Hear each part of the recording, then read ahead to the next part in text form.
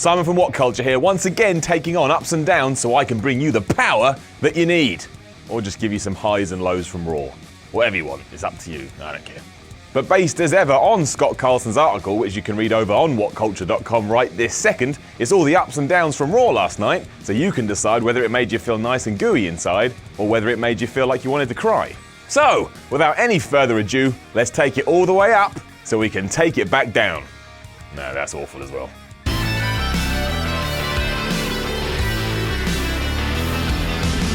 We start with a sad face, as what could have been a highlight for Carl Anderson on Raw soon turned out to be a bit of a nightmare. The man squared off against John Cena, and he didn't get a lick of offense in. Big John just beat the crap out of him, and you were left wondering, what was the point of this? Why couldn't this have been used to shine even the smallest lights on Anderson? If you've seen him in New Japan, the man knows what he's doing. Of course he's not going to beat John Cena, but let him get something in, and people will start to go, wait a minute, this guy's got something. It's a definite down. One of the biggest ups from this week's Raw was the evasion that Dean Ambrose got at the start of Raw. That's what you want from your babyface champion. He comes out, fans are happy, and more importantly, he's happy to see the fans. I tell you who didn't get that. Roman Reigns never got that, and Ambrose seemed like he was genuinely enjoying himself. Finally, we got a champion we can believe in and want to win matches. It's been a long time since we had that. That's a massive up. Another down from this week's Raw was Baron Corbin, who went and fought Zack Ryder. Thankfully, this means that his feud with Dolph Ziggler is probably done. But do you know how many times he's fought Ryder now since he got called up to the main roster? 4. 4 times. Why can't this man be put in something that allows his character to develop? It's great that he keeps winning because it makes him look like a dominant force. But if you don't give me something to care about, eventually I'm going to stop caring. Also, Corbin, come and join the Shaven Head Club. We're waiting for you. We'll embrace you. We love our own. Another fantastic up from Raw was the return of Bray Wyatt. The arena was excited to see him, I know I was excited to see him, and I'm guessing you at home were excited to see him too. Better still, the New Day came out and interrupted them, and nobody saw that coming. While we all thought the club would be next in line for a shot, this feud is far more interesting. Why can't Bray Wyatt play the role of Xavier Woods outside the ring and keep as a face, then you've got Eric and Braun in the ring playing the heels? Whether or not that all leads to a Wyatt breakup is anybody's guess, but for now, it's a cool idea and you're going to get some great matches out of it. Right.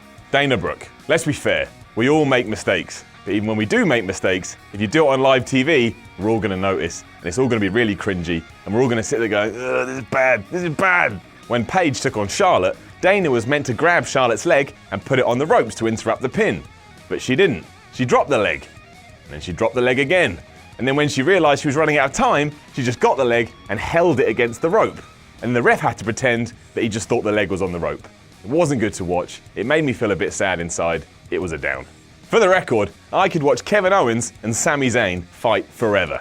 They had another match on Raw. Zayn won with a roll-up, and when it was finished, Owens just beat on him for a while. And even that wasn't enough. This rivalry is nowhere near over, and the best thing you could do is split the two up in the draft. Absence makes the heart grow fonder, so when they come back together, it's going to make it feel even more special. It's a definite up.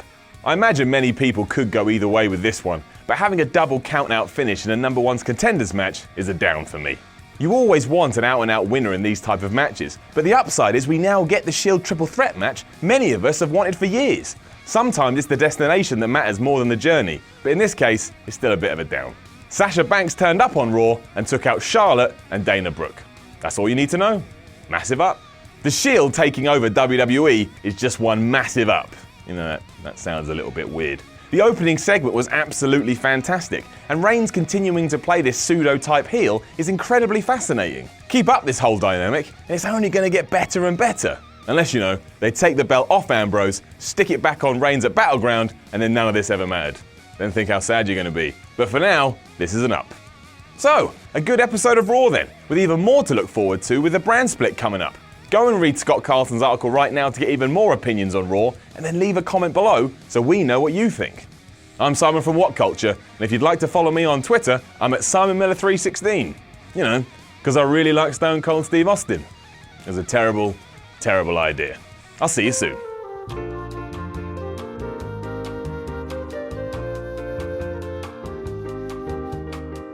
WhatCulture.com are releasing a new magazine about wrestling, and it's called Wrestling. It'll have 140 pages of timeless wrestling content, including a brand new How WWE Should Have Booked written by this virulent son of a bitch. It will also have a list of the 100 best wrestling matches of all time compiled by WhatCulture staff and wrestling insiders. So the magazine is available to pre-order now. Follow the link in the description and enjoy WhatCulture.com's Wrestling.